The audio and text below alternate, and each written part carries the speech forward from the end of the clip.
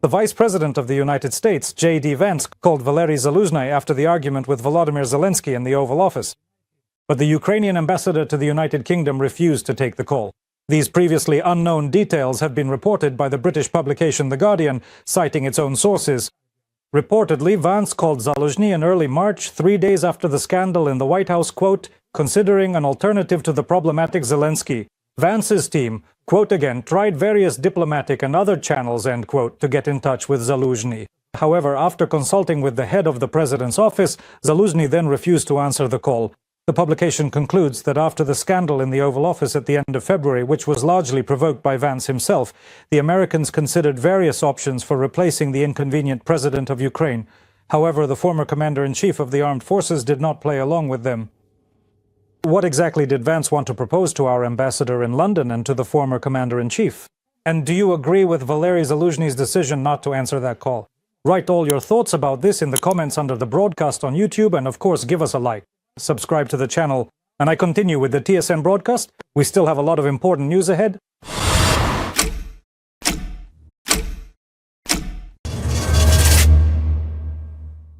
Support for Ukraine will not weaken. Germany's Vice-Chancellor and Finance Minister Lars Klingbeil has arrived in Kyiv on an unannounced visit. He assured that Berlin will continue to support Ukraine and that assistance amounting to 8.5 billion euros has already been agreed upon for the medium term. According to the German minister, reliable security guarantees are needed to ensure lasting peace for Ukraine. Lars Klingbeil is proposing, or rather planning, to meet with representatives of the Ukrainian government and parliament. A meeting with his counterpart, Finance Minister Serhiy Marchenko, has already taken place, and of course they talked about money. We talked about the fact that if there is a serious negotiation process, we will support Ukraine during the reconstruction. We understand that it is also important to properly equip the Ukrainian army, as well as defense, industry, and the security of cities. And this process will continue. We agreed on this, that these negotiations, which are now beginning, we take very seriously and are determined that Putin will end this war. However, we understand that the euphoria and optimism about the war ending soon, I do not share them, because I see that Ukrainians, of course, hope that the war will end soon. But we must be prepared for different scenarios and support our friends in Ukraine. In terms of our current situation, everything is fine. Thanks to our partners and thanks to domestic businesses, we are mobilizing sufficient resources to provide for both the armed forces and the civilian population. As long as the war continues, we, of course, count on the support of our partners. Due to President Karol Nawrocki's veto, Poland may halt funding for Starlink internet for Ukraine. This was reported by the local Minister of Digitalization and Deputy Prime Minister Krzysztof Gałkowski. The official explained that this decision also means the end of support for storing the Ukrainian government's data in a secure location.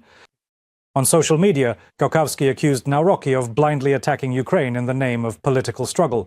I can't imagine a better gift for Putin than disconnecting Ukraine from the internet, he wrote in his post.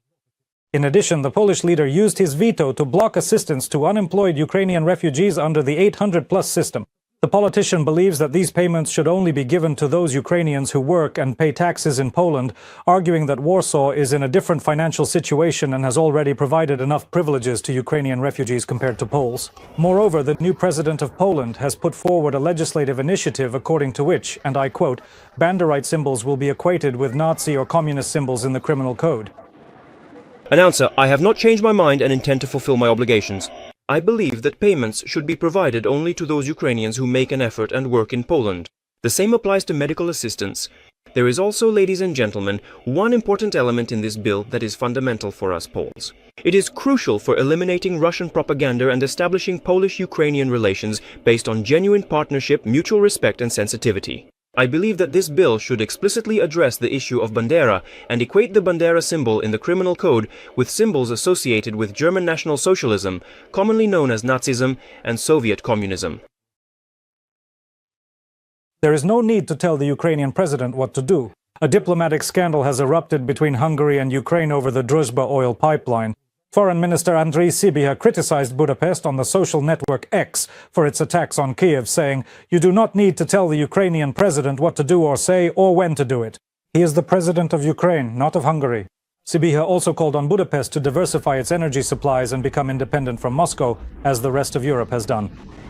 In recent days, the section of the Druzhba oil pipeline at the Russian-Belarusian border has been constantly targeted by Ukrainian forces disrupting fuel supplies to Hungary. The day before, the local Minister of Foreign Affairs, Peter Sijarto, once again accused Kiev of attacking their energy infrastructure and specifically accused Volodymyr Zelensky of threatening Budapest on their national holiday. At the press conference, journalists asked the president of Ukraine whether he had gained more leverage over Hungarian Prime Minister Orban after the strikes on the Druzhba oil pipeline and the appeal to US President Donald Trump, given that Budapest is blocking the opening of the first cluster of accession talks between Ukraine and the EU. And this is how Zelensky responded to the question about relations with Hungary. Volodymyr Zelensky, we have always consistently supported the enduring friendship between Ukraine and Hungary, and now, at this critical juncture, the very existence of that cherished friendship profoundly depends on Hungary's current and future position regarding these significant matters. Interpreter. Volodymyr Zelensky used Ukraine's national holiday to threaten Hungary. We firmly reject intimidation from the President of Ukraine. In recent days, Ukraine has carried out serious attacks on our energy supply. An attack on energy security is an attack on sovereignty.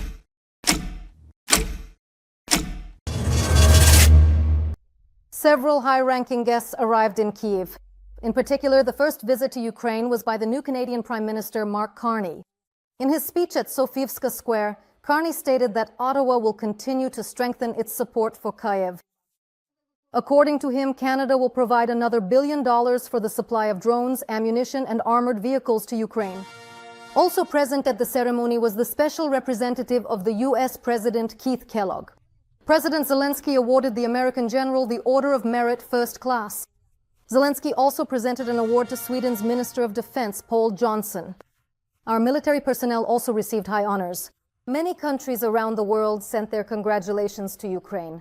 Norway and Germany also announced that they will fund the purchase of 2 Patriot systems for Ukraine.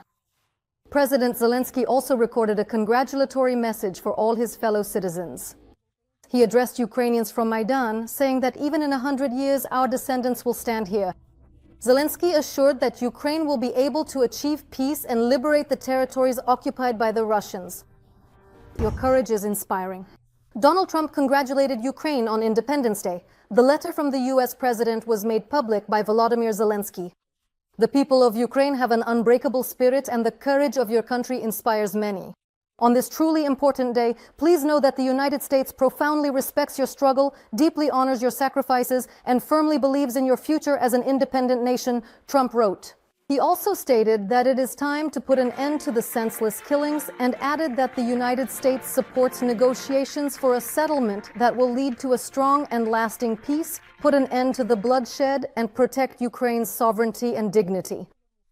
U.S. Secretary of State Marco Rubio also congratulated Ukraine, saying, and I quote, "The United States is committed to Ukraine's future as an independent state.